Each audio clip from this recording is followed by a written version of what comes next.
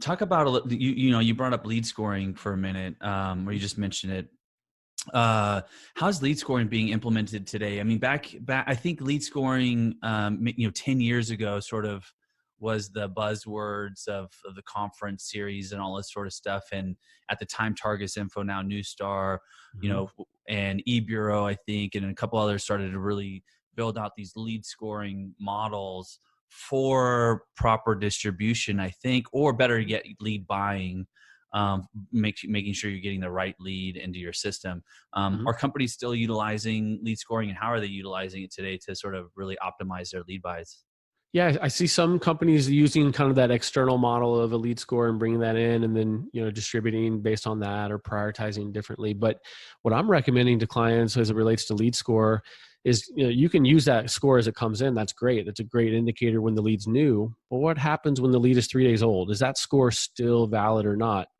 And so, using some real time data points to then for the lead score, and I'll give you a really good example that most of my clients are now implementing would be like a customer engagement score, meaning that you're using the last email open date as a scoring indicator, or the last email clicked on, like they clicked on a link in the email and using that, or maybe it's that they've responded to a text message, but using these indicators of engagement of a Hmm. higher engagement to then prioritize them higher. Because if someone's clicked on your link on your email, then there's a better chance, in my opinion, that you're going to convert that lead because they're not familiar with your brand, they're familiar with your products, whatever it may be. And so if you can use that score to then reprioritize the lead as it continues down the funnel, right? Not just when it came in new, but 10 days later, 30 days later, it gets really interesting on aged leads and how you follow up and do things there. So yeah, a lot of people are using that. We're using it for distribution. I talked about the call screener model, right? Where we're, Yeah. we're calling and they're pressing get lead, the next best lead that's out there. Well, these companies are now able to use this engagement that says it may be the fourth attempt, but I want to call the people who've opened my emails or whatever the case is first, and then I'll call the other people who haven't, and building it that way. I'm now working with companies as well. Let's say you want to call a lead. Philosophy said that the best number of calls is, let's say, 6 attempts, right?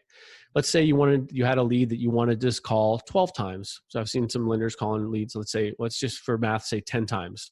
So I call a lead 10 times, but let's say that by the time I get to the sixth attempt, if the score is below a certain number, should I be wasting additional call attempts on that? Additional time that's 30, 45 seconds, 30, 60 seconds every time I'm calling this lead.